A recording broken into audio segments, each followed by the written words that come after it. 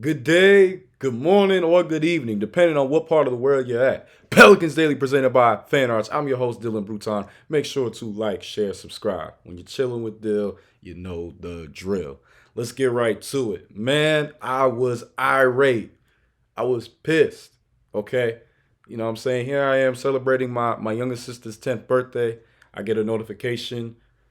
I see that we waived Antonio Reeves.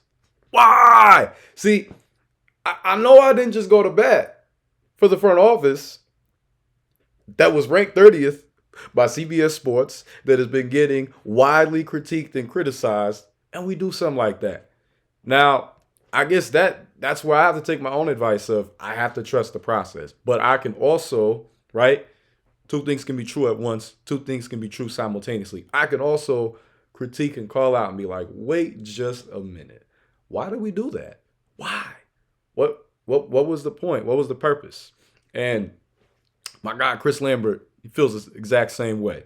You know what I'm saying? We chopped it up a little bit about that. It was nothing bad, you know what I'm saying? But it was just like, wait a minute, like why do that? Because we know the kind of player that Antonio Reeves is. We know the kind of potential that he exuded and showed. I mean, his rookie year, he averaged, seven. He averaged basically seven a game, a rebound, an assist, a very efficient numbers across the field, though, of nearly 46% from the field, 40% from three, and over 83% from the free throw line in 44 games. And in the final 7 games of the season, when he got to really be the lead guard, he averaged nearly 17 a game, 3 boards, and 2 assists. And we just saw that his skill set, his ceiling is very high. You know what I'm saying? It goes beyond just being an off the bench microwave scorer or a 3-and-D guy, but he could potentially be a lead guard if given the proper, opportunity. And there's a lot of ability that he has due to his age and his poise, being a guy who was an older rookie, being a guy who had to fight and claw his way to get to where he's at, and he showed greatly. And then in the summer league, he played incredibly well. He averaged 14 a game, 3 boards, an assist a game. But in the game that most stood out to me was the game against the Lakers when he had 20 points, 6 boards, and 3 steals. I mean that was just a great assortment of his skill of what he can do, and it hurts even more that the Hornets got him right. The former namesake, right? Kind of like the brother or sister organization, depending on how you look at it and slice it. And they got him, and they just won the summer league championship. So I mean, they're having themselves an off season right now where hey, they're trying to build something over there. And I lived in Charlotte after I graduated college in 2022. So I really hope that the city of Charlotte takes care of and looks after Antonio Reeves and does treat him well because that's a great young man and he's a talented young basketball player. And he's going to be on a two-way deal. So hopefully he's given the proper opportunity and due, and given the injury concerns that they've had over the years. And I mean, last year they lost LaMelo and Brandon Miller for a huge chunk of the year. He's going to be able to get some opportunity, and then him with guys like Khan, Liam McNeely, they might be able to do something with that. So it just hurts though because it's like this was a guy who we drafted from the second round. People didn't really have much of an expectation for, and he showed improved greatly in year one. So I'm more just hurt more than anything, man. I could slice it up however I want, but it kind of hurts, man. I'm not gonna lie, you know what I'm saying? And I really feel like we did him. I feel like we did Antonio Reeves dirty, in my opinion. Unless the only methodology I can think of is if we do go after Malcolm Brogdon or another veteran, big big point guard, two guard, XYZ. But otherwise, I'm very perplexed at this move because, one thing about winning culture is keeping the guys who, you know, are are beloved or are given the kind of proper due, within the fan base. And I know, I think it was a couple videos ago. I forgot exactly who commented it, but someone was like, "Well, you know, when we waived him initially, right before the summer league, no one picked him up, so that should have been an indicator or sign." But I don't fully agree with that. You know what I'm saying? I just feel like there's a lot of great guards today in the NBA. There's a plethora of them. In fact, I would say that the guard position is one of these strong, like, the guard position from point to two is, well, maybe not two as much. I still feel like the two guard era that I grew up in is better than this one. But the point guard era, right? The point guard era has been strong since the 2010s and on. So, um, I just feel like, yeah, like there is just so much talent. So sometimes players go by the wayside. But a guy like Antonio Reeves showed a lot. And I just hope that this year in Charlotte he keeps that chip on his shoulder, he keeps that dog mentality and moves forth. And I think overall he'll be good. I think he's gonna have a great career ahead of him. And I just hope that the best is only for him because he deserves that. You know what I'm saying? Anytime you come in as a second round pick and you ball out and play well, I gotta salute you. I gotta support you because it's not easy. You know what I'm saying? There's a lot of adversity, right? There's a lot of obstacles that one has to overcome in those situations. So yeah. That one just hurts. Like me and Chris were more so just reminiscing and kind of sounding sad. But continuing, because this whole episode might as well call this the Chris episode. I'm gonna tell him, man, hey yo, you definitely gonna want to peep this episode. I know he will though.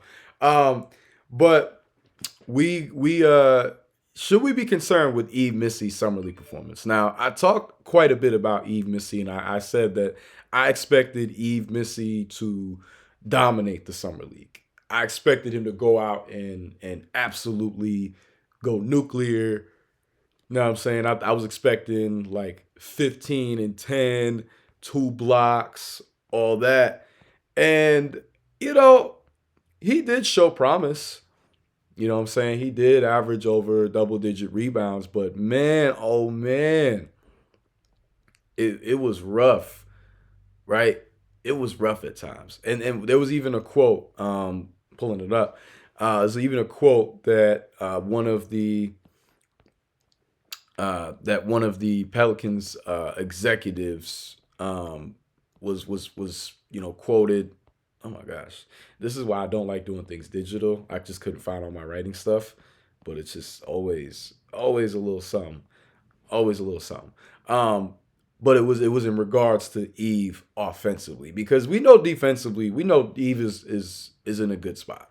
But this was for so Keith Smith he did a report with all of the he did a report with all of the different all the teams that were at the summer league and he's going to be quoted again and he did one with all the executives of the Western Conference and he quoted a Pelicans executive and that was asked about Yves and he said things were pretty messy here in Las Vegas for him but we've got evidence of his succeeding in real NBA games. That means about a million times more than a couple of wonky summer league games. Mostly, I'm excited that he owned the paint on defense. Yves got moved a little too easily last year. You're going to see that. I can't read.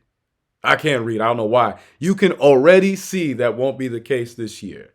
And Chris was saying, he agrees with part of the quote and definitely on the defensive end, but ignoring Yves' offensive struggles is something that can't be done. And I do agree because he did shoot 29% from the field on 10 over 10 attempts a game. And yes, he did average over double digits, like just clearing 10 points, but that's not gonna cut it. 30, under 30% so from free throw line, not gonna cut it.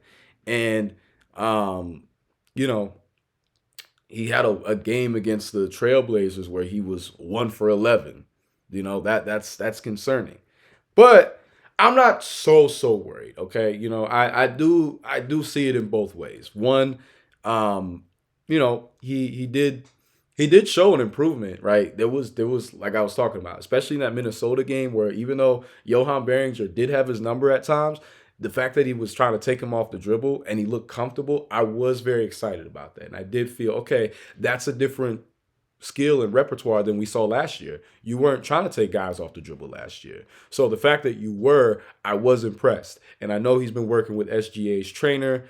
And obviously SGA and Yves are two very different players. But the fact that he sought out a guy like SGA's trainer right. That just shows his hunger. It shows his desire. And Chris even said like because he did shoot 59% at the rim last year, so it is something to take note of because as a big, you want to be pushing 65 and higher realistically. Um, but I do, because he did lead the team in blocks with 2.3. Um, and that to me is hopefully what is consistent, right? Is him as a shot blocker, him as a defender in the paint. Um, that goes a long way. And then Chris also talked about, um, you know, we've seen situations where rookies came through and kicked down the door. He brought up Tyreek Evans and Emeka Okafor, right? And two guys that who suited up for us at different points, and that's correct. The 1 year wonder is a real thing throughout sports. You know what I'm saying? Um, and I do feel like overall it's tough at times because um, you know we we we applaud coming in and doing well as you should. But sometimes the slow grind is better than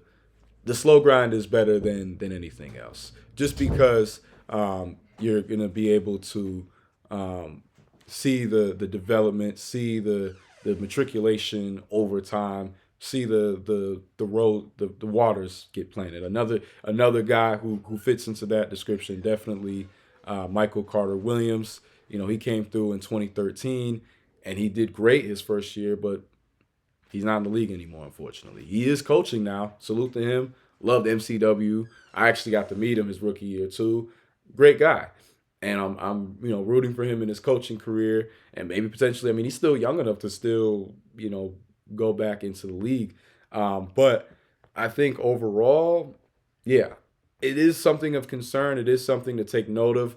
It is not like a super like oh my gosh like it's all over throw away the season, but it is something to be concerned about. So hopefully Yves is in the lab right now, and I'm sure he is, working on his touch, working on staying aggressive and continue to expand his game. And we're not expecting Yves to become Hakeem Olajuwon or him to become Kareem. That's not the pressure, the expectation. But we just need to see some more improvement. That's all. But last but not least, though, like I said, there is a method to the madness of all this stuff. And according to Keith Smith, everything that's been going on has been planned. Like Palpatine, everything is foreseen.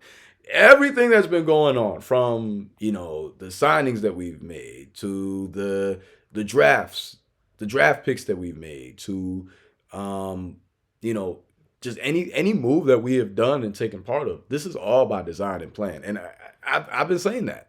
Right. Shout out to Keith Smith for just putting all this together, doing his thing in Vegas. You know what I'm saying? Hey, to be able to get all that work done in Vegas, I salute you. Because, hey, the summertime in Vegas, it's not always easy. I can attest. But I promise I ain't been out here wilding out. But he got a quote from an unnamed Pelicans executive. The same likely unnamed Pelicans executive talking about Zion and such. But this executive said, it's no secret our team had a lot of trouble staying healthy. We felt like we had have more depth. That's what this offseason was about. Some of it came with the guys we drafted. Then we signed Kevon Looney for depth up front. And then getting Jordan is huge. He's always out there. And all of our intel was really positive for his impact with a really young Wizards team. We're excited to have him. Sadiq didn't play last year, but he's a player we've liked for a long time. Again, it's about having more depth behind some of our guys who have missed a lot of time. And I do agree with this. I know that it's, and shout out to Chris Lambert for putting all this together. Again, like I said, this is basically the Chris Lambert show. For this one, right? But I do agree that it's not all been perfect. You know what I'm saying? It's not at all been like, it's not all made sense, but it's not supposed to. I don't like this Antonio Reeves move. I don't. I'm gonna say that. But I do like all the other moves. I do like the Kevon. I love the Kevon Looney signing because another big who's a veteran that helps with our young guys. He's also he's a great offensive rebounder. He's a great screener. doesn't need the ball much, is efficient when need be. And then Jordan Poole. Jordan Poole has lead guard ability. He's also going to be able to step in, add floor spacing, ball handling, and be a guy that could potentially have an all-star season, especially with DeJounte recovering from his Achilles injury, and then we added another talented 3-and-D guy in Sadiq Bey. You know what I'm saying? I've watched Sadiq Bey play for a while. I mean, like him, Jordan Poole, we're all the same age range. We're all in the same age class 17. So I know about Sadiq Bey, and I've seen him play in Atlanta, watched him play in Detroit. I like his game too. I think he's going to do well for us. And then we had a great draft, in my opinion. Derek Queen and Jeremiah Fears, loved them both as players. Was very high on them coming out of the draft. I talked about them quite extensively. I talked a lot about Jeremiah. I said at pick 7, that's who I want personally. And us being able to get Derek Queen, that was just the cherry on top. And yes, it did come at the cost of our 2026 pick, but as I said before, that 2026 class is more top heavy than anything. And they just lost one of the most talented players from that class in Elijah Arenas, Gilbert's son. He just tore his meniscus, and I tore both of them things, okay? So I know it's not an injury that it's not on the same scale as the Achilles or the MCL or the ACL or the PCL even, but it's still one that takes some time to recover because it's your ligaments. So that's your ability to have mobility is impacted by your ligaments and the tendons that are strengthening it. So best of luck to him because he already had that car accident.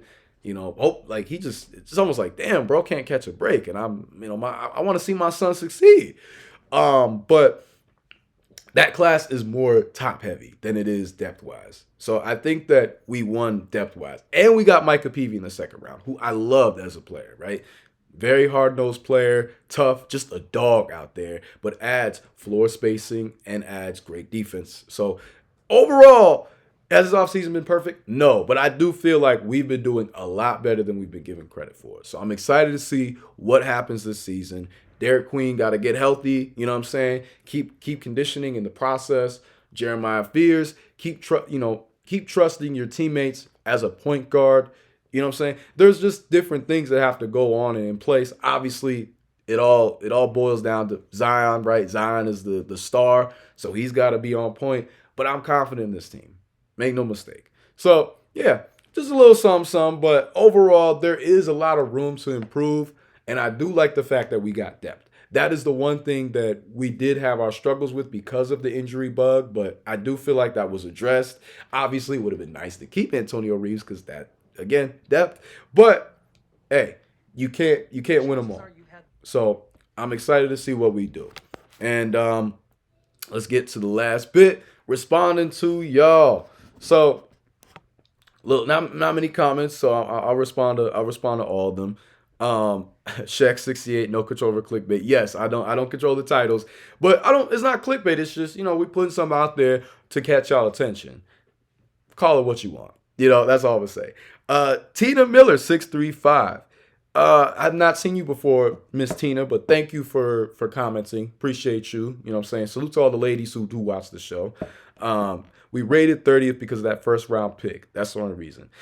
I agree with that CBS report. I'm looking through it. I'm like, some of these franchises, like the Kings, how is their front office ranked high? They have had their struggle years on years on years on years on years. They had an even longer playoff drought than we did. When they last made the playoffs. So why are we ranked lower? I don't get that. And they constantly make questionable decisions. And it's funny because one of my really good friends from high school is a huge Kings fan. So if he's watching this, he's gonna be mad. But I just gotta speak real. I mean, he also says it too. Like he doesn't like the front office there too. So it came down to them not understanding the vision with Jeremiah Fears and Derek Queen. But it's cool. It's not meant for them to.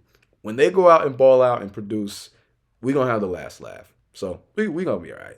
The original Don Guillory, my guy, the OG, Keith Smith of Spot Rack cited an unnamed Pelicans exec in an article about Zion. I wonder who it was. Seems like reporters are making stories up. That's why Jaylen Brown was telling Stephen A, state your source.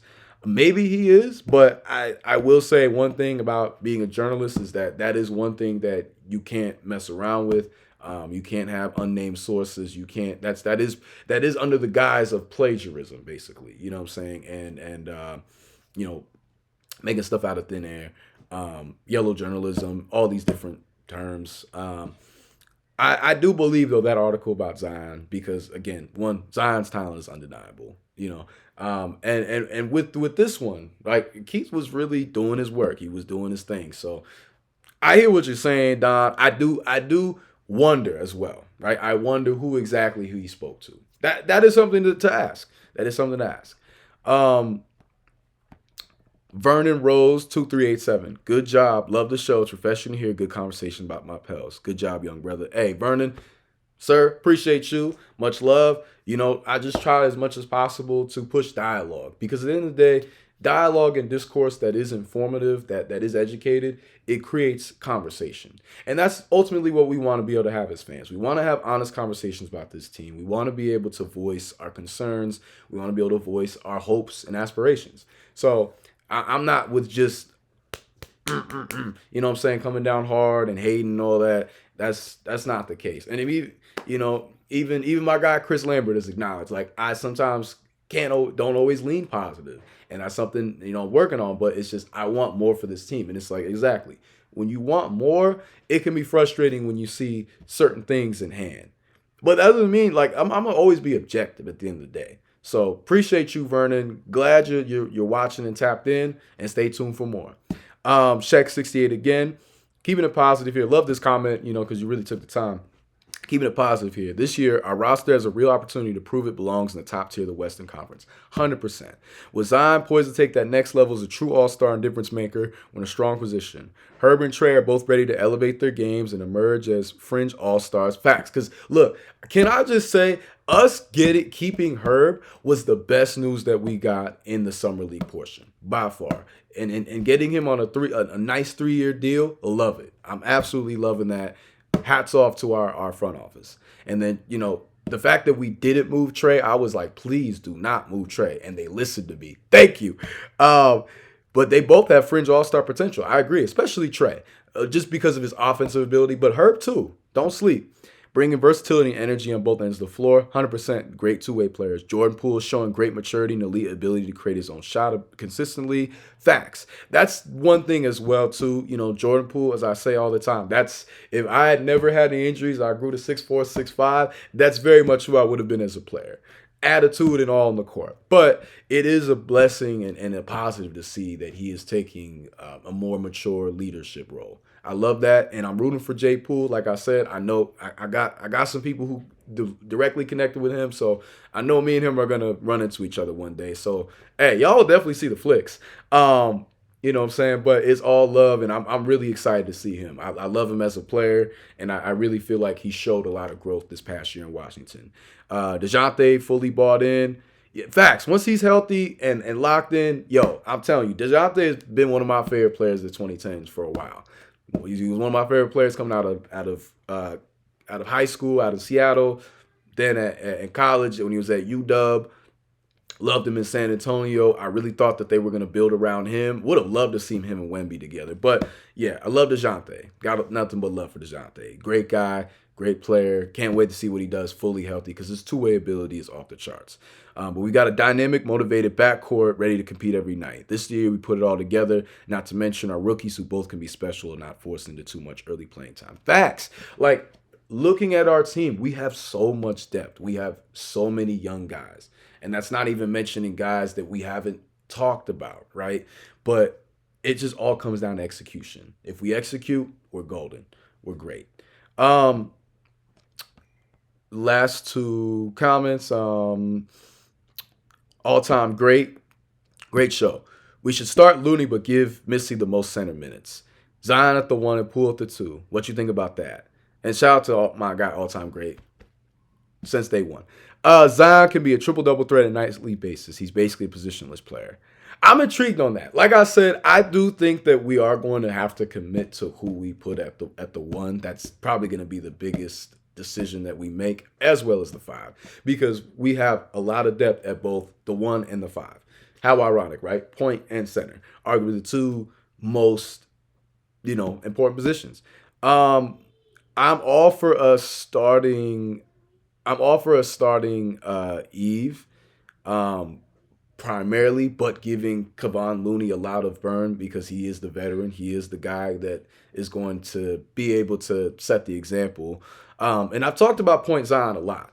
I'm very intrigued on that. And I'm not opposed to a 2019 draft class backcourt with him and Jordan Poole. It's just the only thing with them two is defense. Can they both play on a high level in the defense? But maybe that's where you put Trey at the 3 and Herb at the 4. That's just ideas. But I do think that Willie should incorporate the Point Zion. Go even further than the way Jeff Van Gundy did. So, not Jeff, Stan, when Stan was coach. So, I'm with you on that all-time great. And, hey, much love to you always. You've been a day one guy. And then, last but never least, I just had to give him a shout out because I've been giving him a shout out this whole episode, and we was chopping it up, was texting. But my guy Chris Lambert, 4861, y'all show him love because hey, look, this young man is very talented. I know I give him a hard time, but I always say, hey man, when me and Chris link, it's gonna be all love. We definitely gonna be bros, and it's been all love so far in us chopping it up. But he said, Chris Lambert here, keep up the great work. Can't wait to chop it up soon. Amen, Chris. Yo, you've been doing your thing. Sometimes we give you a hard time, but you take it like a champ, you take it like a man, and you keep up the great work, young man, because you got a bright future ahead of you. Excited to see all you do, and I love shouting out your work because you really are a beast with the pen. And I salute anyone in this day and age that actually has a love for the craft in that way, because I feel like that's a lost art in today's journalism. So yeah, salute. But yeah, overall, appreciate the support. The numbers is going up. Love it. The growth is there. We just got to stay at it, stay on it, and stay tuned, man. Just like with this team, the division is being built. So just stay tuned for it to be further executed. Much love, y'all. Stay blessed. See y'all the next video. Like, share, subscribe. Tell a friend, tell a friend. Support Fan Arch as well because they're doing their thing too. But yeah, overall, stay blessed. Have a great day. Y'all gonna see me soon. Ciao.